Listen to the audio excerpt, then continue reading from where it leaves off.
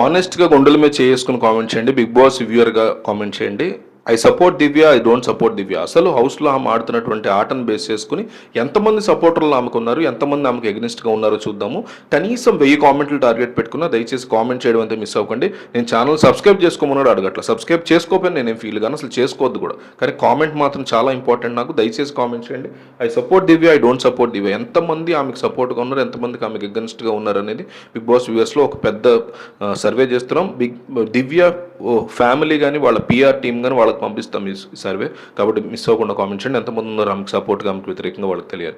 So ఈరోజు జరిగినటువంటి అనేక అంశాల్లో దివ్యకు సంబంధించిన అంటే ఒక చోట కూర్చొని జైలు దగ్గర డెన్లో కూర్చొని వీళ్ళందరూ మాట్లాడుకుంటున్నప్పుడు దివ్య అంటదనమాట ఏమనంటే, మీ దగ్గర ఉన్నటువంటి పవర్ మీకు ఏ పవర్ ఇచ్చారో అది మా టీంకి అది ఉపయోగపడే పవరేనా అంటుంది సుమన్ శెట్టితో. దివ్య ఆ టైప్ ఏమో కళ్యాణ్ ఆపోజిట్లో సాయి, దివ్య ఆపోజిట్లో సుమన్ శెట్టి డెన్ రూమ్లో కూర్చుని ఉంటారు వీళ్ళందరూ. అలా కూర్చున్నప్పుడు డైరెక్ట్ అడుగుతుంది. అంటే సుమన్ ఏమంటాడు, పడవచ్చు పడవపోవచ్చు కూడా అంటాడు, ఆ పవర్ అనేది అంటాడు. సో అనగానే నెక్స్ట్ దివ్య, మీరు రెబల్ అయినా మా పేర్లు రావు ఎలిమినేషన్లో అనే నమ్మకంతో మేము పెట్టుకోవచ్చు అని అడుగుతుంది. మీరు కనుక ఒకవేళ రెబల్ అయితే మమ్మల్ని ఎలిమినేట్ చేయాలని నమ్మకం మీ మీద నేను పెట్టుకోవచ్చు అని అడుగుతుంది. మేము ముగ్గురు తరఫున అడుగుతుంది. సో పెట్టుకోవచ్చా అనగానే పెట్టుకోవచ్చు అని కళ్యాణ్ కూడా అడుగుతాడు, పెట్టుకోవచ్చు అని. సుమన్ శెట్టి తలుపుతాడు. దివ్య ఏమంటుందంటే, మీరు రెబల్ అయితే సుమన్ గారు మీరు రెబల్ అయితే మా ముగ్గురిని చంపకుండా ఉండండి. మీరు నువ్వు రెబల్ అయితే సాయి కనుక రెబల్ అయితే మా ముగ్గురిని చంపకూడదు. ఎటు నుంచి కూడా డేంజర్ లేకపోతే ఎవరి గేమ్ వాళ్ళదే, టీమ్ గేమ్ ఆడదాం, టీం లాగే గెలుద్దాం అని చెప్పి దివ్య చెప్తుంది క్లియర్ కట్గా. అంటే లాజికల్గా చూస్తే దివ్య సుమన్కి చెప్పింది, సాయి కూడా ఒకవేళ రెబల్ అయితే అతను చెప్పింది, మీరే ఎవరైతే రెబల్సో మమ్మల్ని చంపొద్దు అని చెప్పింది.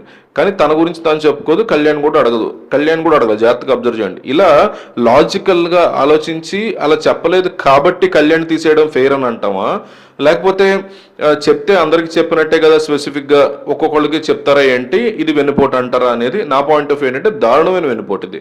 ఎందుకంటే యాజ్ ఎ టీమ్గా డిస్కస్ చేసుకున్నప్పుడు ఎవరెవరిని తీయొద్దని చెప్పినప్పుడు ఇద్దరు పేర్లు చెప్పుకున్నది అందరికీ అప్లికబుల్ అవుతుంది. బేసిక్ బుర్రలో గుజ్జుండే బేసిక్ సెన్స్ అది. సో తను రెబల్ అయిన తర్వాత సాయం తీసేసింది అనుకోండి, తర్వాత సాయం తీసేస్తే ఎట్లా అలా గోంగో ఈ ఎపిసోడ్ జరిగిన తర్వాత కళ్యాణ్ తీసేస్తుంది ఆవిడ. సో వీళ్ళు తీసుండర్లే అని చెప్పి అనుమాన పడట్లా. అంటే తను కూడా షుగర్ తింటున్నా లేకపోతే పాలు తాగుతున్నా పెద్దగా అనుమానించట్లా కళ్యాణ్ కూడా. ఎందుకంటే మన వాళ్ళే కదా, ఒకవేళ వీళ్ళైతే నువ్వు తీసే అవకాశం లేదులే అని అనుకోండి. బట్ అనౌన్స్మెంట్ అయితే కళ్యాణ్ తీసేశారని వచ్చింది.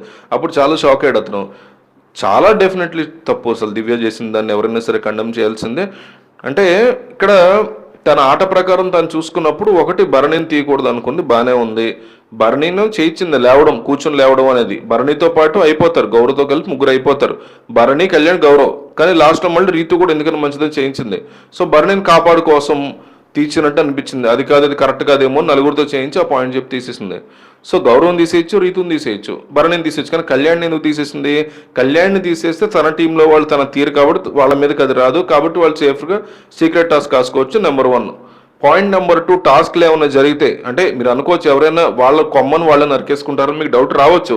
కళ్యాణ్ తీసేది వాళ్ళ టీం ఓడిపోద్ది కదా అంటే ఎస్. కానీ టీం ఓడిపోయిన ఒక్కలో టీం గెలిచిన ఉపయోగం ఏముంది? కంటెండర్షిప్ వస్తుంది. కానీ ఇక్కడ ఆల్రెడీ కంటెండర్షిప్ వచ్చేసింది కదా సీక్రెట్ టాస్క్ల వల్ల. సో అందుకని తన టీంకి తానే దారుణంగా వెన్నుపోటు పడిచింది, కళ్యాణ్కి కూడా క్లియర్ కట్గా వెన్నుపోటు పడిచింది. అది ఇప్పుడు దివ్య మీద విపరీతంగా నెగిటివ్ అవుతుంది సోషల్ మీడియాలో. సో మీరేమంటారు? I support Divya, I don't support Divya. రెండిట్లో కామెంట్ చేయండి.